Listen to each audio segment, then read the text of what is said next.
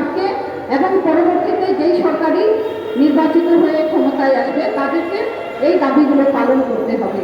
আপনাদের মনে রাখতে হবে যে এই দেশে যারা খেটে খাওয়া মানুষ তাদের সংখ্যাই বেশি।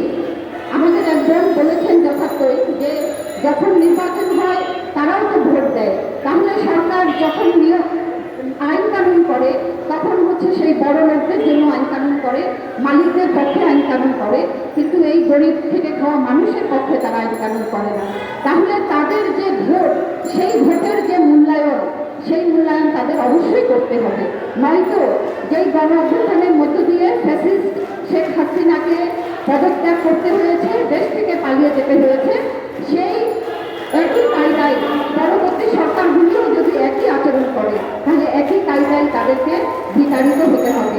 ফলে আমি গৃহকর্মীদের যে ন্যায্য দাবি, সেই দাবির প্রতি আবারও সংহতি জানিয়ে আপনাদের সবাইকে শুভেচ্ছা জানিয়ে আমি আমার বক্তব্য শেষ করছি।